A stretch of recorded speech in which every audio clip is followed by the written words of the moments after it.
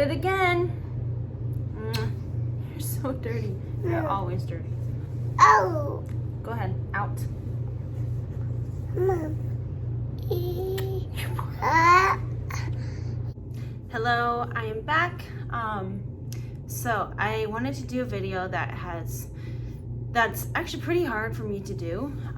It's about something that I have never really talked about, and a lot of people don't really know about me. But so if anyone has social media around my age, everyone knows what's going on with Kanye West running for president. But as of a few days ago, he's been really fucking weird on Twitter. He has been out of pocket, off the wall, saying some pretty crazy things, and it's got everybody kind of like making jokes and like, you know, just saying like, what the fuck, take your meds.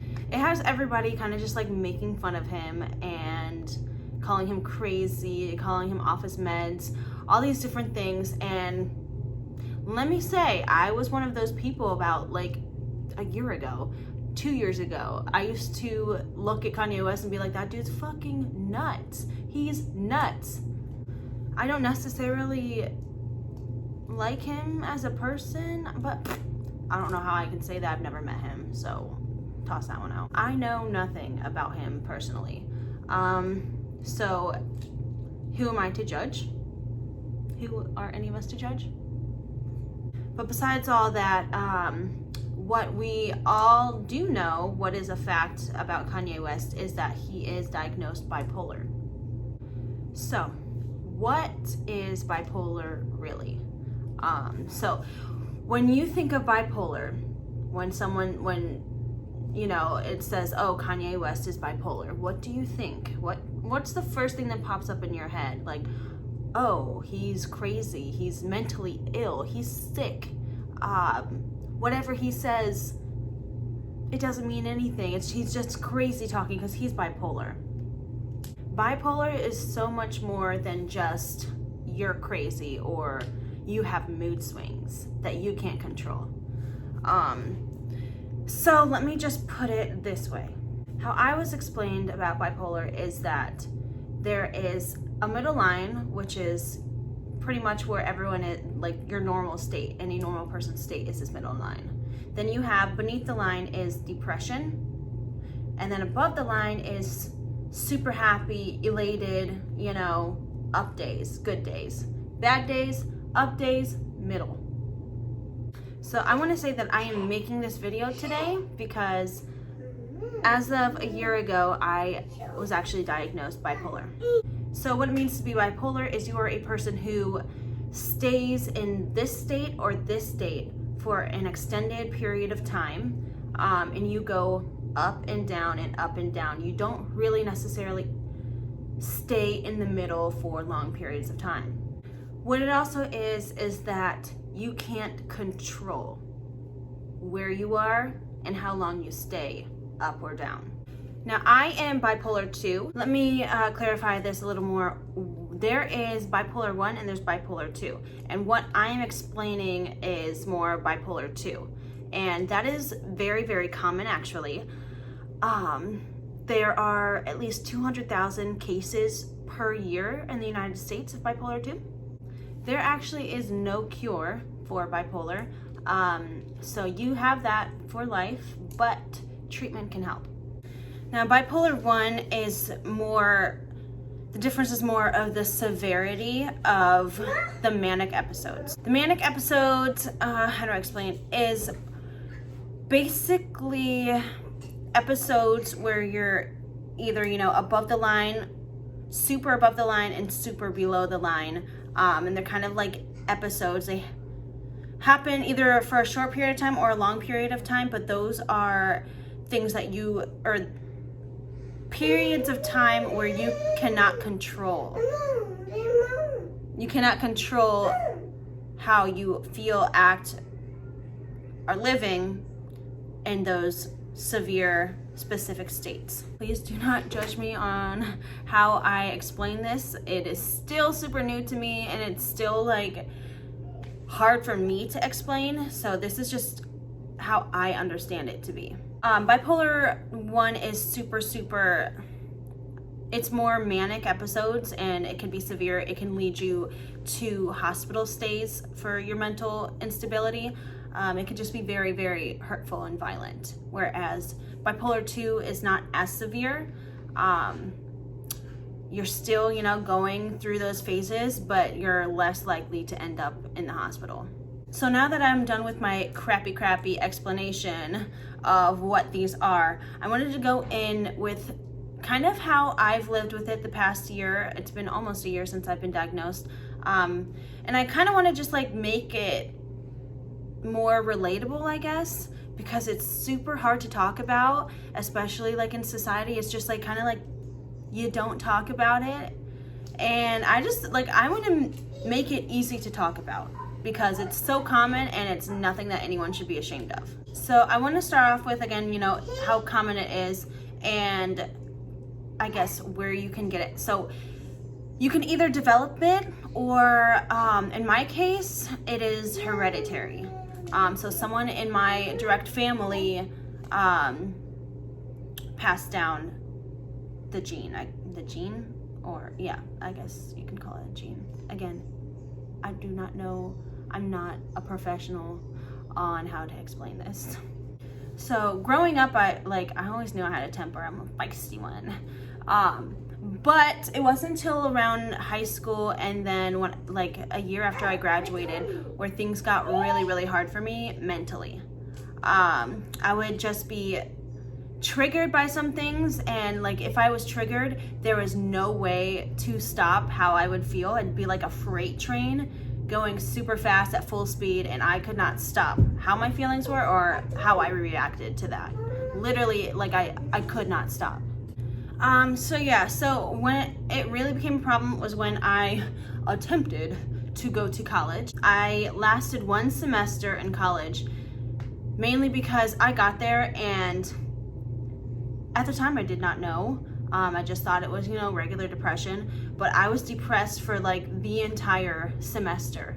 I stayed in this lower level of state of mind the entire semester. And what I mean by that is that I could function, I could be around friends, but mentally I wasn't all there. If I was with friends, I wasn't completely there. What I really noticed the most is that I could not get up and go to class. And there was nothing wrong with me, but I would wake up and I'd feel panic. I would literally feel panic about going to class. And I don't know why. The biggest red flag for me was that I would get these panics about going to classes I actually enjoyed.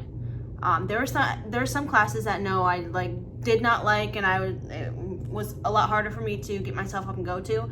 But it really wasn't a red flag to me until I started missing classes that I really liked being in.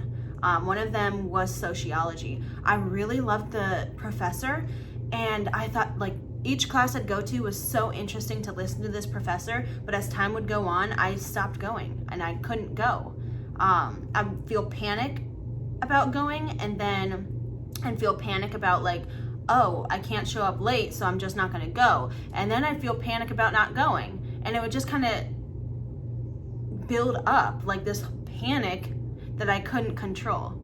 So anyways, I ended up dropping out, failing out pretty much. I passed 1 class, my acting class, go figure. So I went home, and at that point my parents were like, all right, we need to get you some help. They didn't really understand what was going on. So they just kind of got me into a doctor to talk and to figure some things out.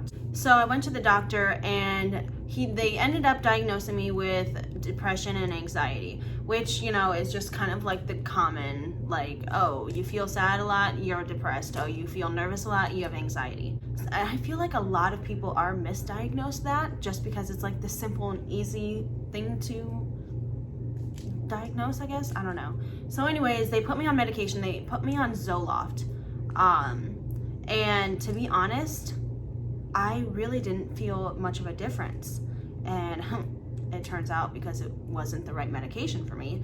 But I was on that for about 2 years, like a year and a half. And again, like, I just felt like I was taking this medication for no reason, just to like make me feel good. Like, it was almost like a placebo effect. I don't know. So I ended up like cold turkey stopping that medication, because like I was at the point of my life where I was just like, this isn't helping, and it's more of an inconvenience for me, because if I would miss a pill, like, I'd get headaches and stuff like that. So I was just like, I'm stopping it. That's it. So I ended up going a long time after that on no medication, and just kind of just being on my own and figuring shit out on my own. So I ended up, you know, with a boyfriend in Los Angeles. I ended up getting pregnant and moving back home to Ohio. And being pregnant, you already have crazy hormones. And I guess that's like where the bad part started for me. So like, whenever I would have episodes, it would be written off as, oh, you're just pregnant and have hormones. Pregnancy hormones. It's like almost as if nothing that I felt was like valid, because, oh, you're pregnant and you're crazy. It was just like a write-off, like, oh, it'll be okay. You're really just feeling this way because, you know, women are crazy when they're pregnant. And then when that carries on after you're pregnant, it's kind of, again, another excuse to use is postpartum depression. Yeah, I struggled with postpartum depression, but I can't say that that was like the excuse for everything. It was like a blanket, again, to put over everything, every way that I reacted, how I felt. It was all just covered up with a blanket of, oh, well, it's just postpartum depression and you're getting over those pregnancy hormones and you're breastfeeding, you're just all out of whack. Like, you'll get over it. And I admit, it was bad and it was hard. The people around me went through it too. I was going through it and I was making them go through it.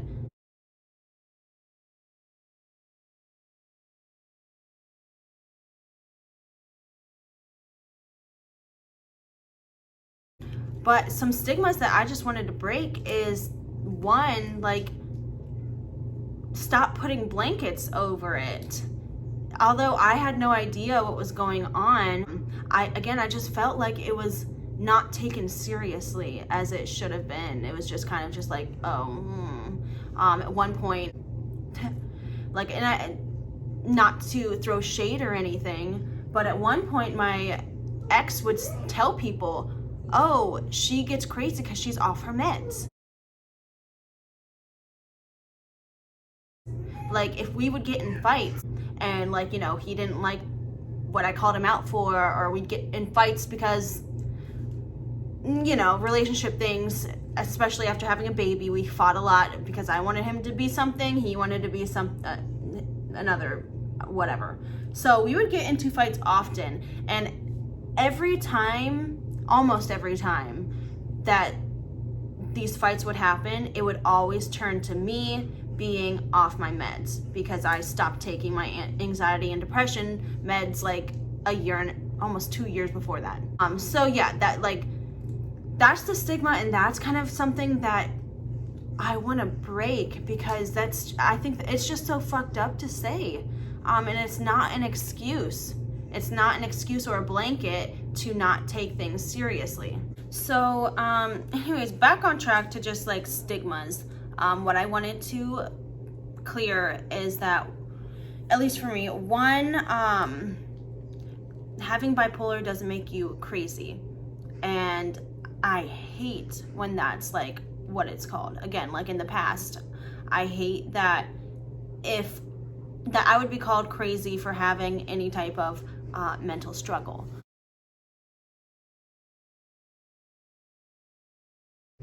That's just fucking shit. That's shitty. Also, the term mentally ill, I hate that term. I hate that term because when I look at it myself, I'm not ill. Just because my brain works differently than other people's doesn't mean that it's necessarily like bad. That doesn't make me worse of a person or a sick person. That just, again, makes my brain a little bit harder to deal with than someone else. Honestly, I wish that it would just be called like a mental struggle, you know? What are you saying? Come here. My brain works differently than someone else's, and I get triggered easily than most people do. It's just how my brain works and how I'm made up. I am now on the correct medication that I should be on, and so like, how would I put, like, it makes me feel a lot more stable every single day, but it does not completely take away episodes or triggers. I still have triggers and I still go through bad days, really bad days or really good days, but it does make it easier to handle on a daily basis. So I guess like the whole point of this video is like just everything that happened with Kanye West that's popping up right now really just made me feel like now would be a really good time to, one, come out with the fact that I have bipolar and I've been living with it my whole life, and two, just say it's not crazy. It's not something that anyone should be ashamed about, and it's not something that should be looked at as so negatively as it is now.